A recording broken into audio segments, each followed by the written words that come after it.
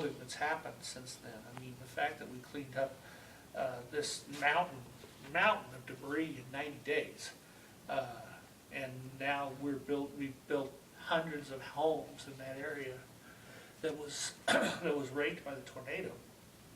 It's really incredible. We've got stories in here about McCune-Brooks. What happened to McCune-Brooks was a dramatic story. You know, small town hospital.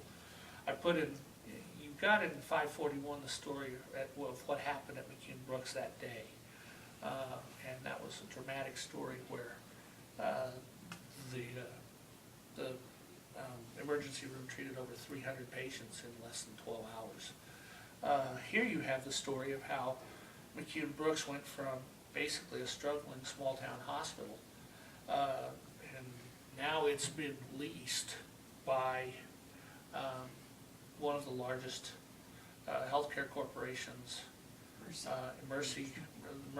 It's one of the largest healthcare corporations in this area, and it's a dramatic change in the fortunes for McCune-Brooks Hospital. I mean, Bob Copeland will tell you, and he's told me, that at the beginning of 2011, you know, they had failed to meet some of their commitments towards paying back the bonds for building that new hospital out there. And if they had failed to meet those commitments again, there was a real danger that the bonds would have been foreclosed upon. And they felt they were in pretty good shape. They had a plan. They were acting on the plan. They were in the black, but they were still struggling, and also facing healthcare reform, which was coming up, and the unknowns associated with that, how that was going to work, and the possibility of facing those by themselves.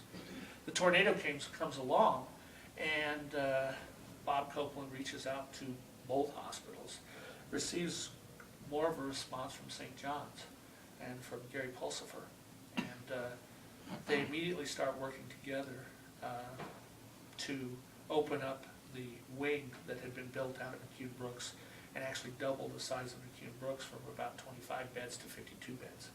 They were able to do that with a $1.8 million donation from Mercy.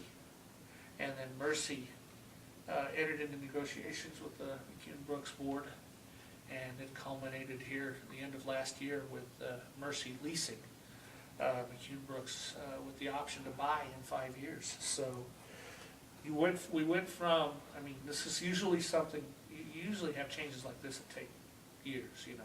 It takes years for economies to recover and for hospitals to build patients. Well, a period of months here, and McCune-Brooks has gone from struggling to a growing, to something that's good. They will reopen.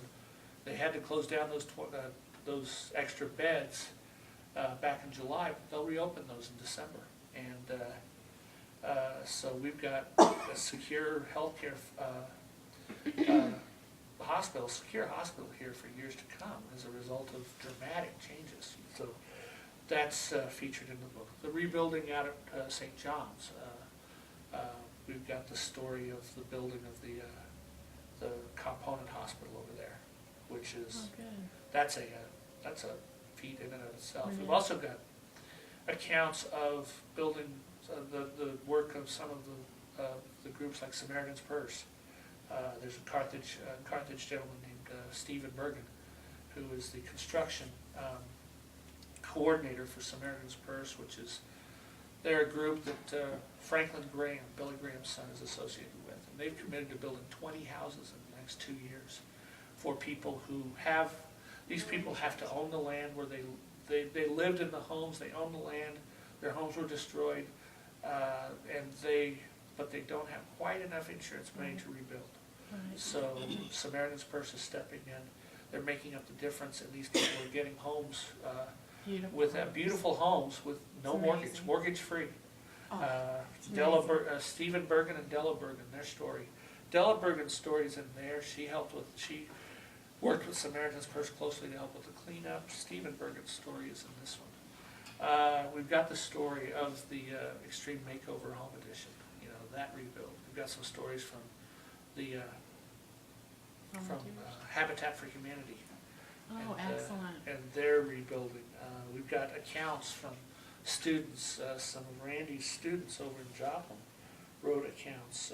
And you've got some follow-up stories. You've got some of the people who wrote for this book wrote follow-ups for this book. Layla Zadie was featured in an article in this book.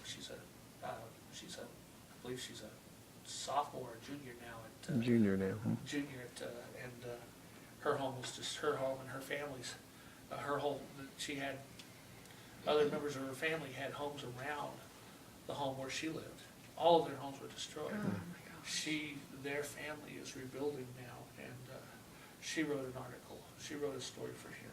One of the unique things I think about our books, both of these books, each chapter is a separate article. Randy and I are old newspaper people. Nice. So you can pick up this book and read one chapter, and you've read the story. You can put it down, you can read another story. Some of them are long. We do have the Unity Walk in here. We wrote about the Unity Walk, and that was an incredible day too. It was an incredible day. She walked Yes. one block, Oh, our block. I had wound up, I lost my home, right. my car, had broken ribs, was in the hospital from the tornado. My daughter had Sure.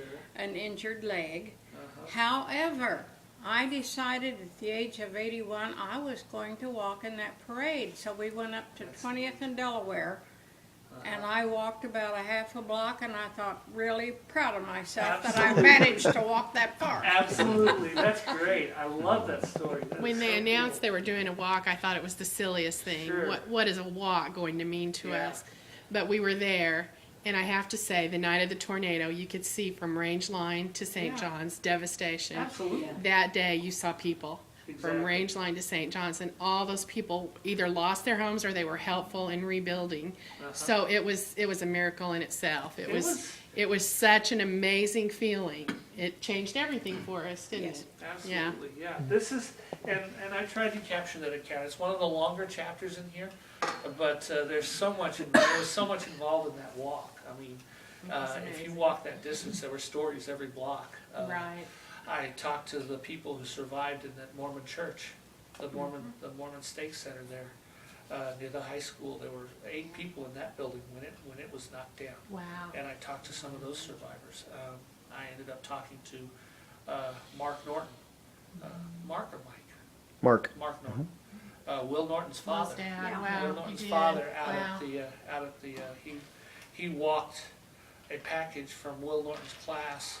He carried that package up to be put in the time capsule that's in that memorial there at the park at Cunningham Park. Talked to a lot of people on that Unity Walk. It's one of the first chapters. We started there. Oh, cool. I wrote a little bit about some of the. I mean, I wasn't in the tornado. I arrived about 20 minutes after the tornado hit, Yeah. and I had been called down to the area around 20th or 22nd in Illinois. It's where my friend Jeff Wells, his mother, lived.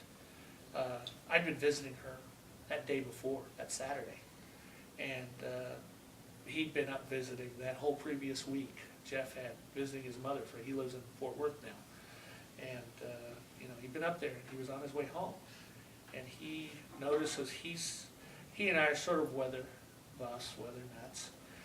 He pays attention to the weather, and he noticed the storms happening. He'd actually managed to get his mother and his 82-year-old grandmother, who lives in another home that was destroyed, to get them to shelter. By phone, he managed to save their lives, That's good. because how it happens when a tornado warning goes off in Joplin. Especially there. Yeah, tornado warning in Joplin. We go out. Big look. deal. We go out. In the backyard. We go out before Yeah. May 22nd. We We're do. out looking We for it. do. We do. Yep. So we don't do that anymore. No, well, we didn't that day either. There That's are true. thousands and thousands and thousands of stories about how we did something completely different than we Exactly. had ever done before, and that's what saved our lives. Every person. Exactly. Yeah, it's. Yeah. They went in a closet they'd never gone in. They went in a that's- hallway they'd You're never right. gone It in. felt different. Now, It why did. did you do that? I can't explain it. I think we are witness to the most massive modern miracle Uh-huh. Yeah. because there is no explanation. There We should have shouldn't been be alive. thousands killed. That's yeah. right. We shouldn't be alive. That's what my The hand of doctor God. said. It's nothing but the hand of God. Whether Exactly. you believe in God or Still not, says there's just no other thousands. explanation.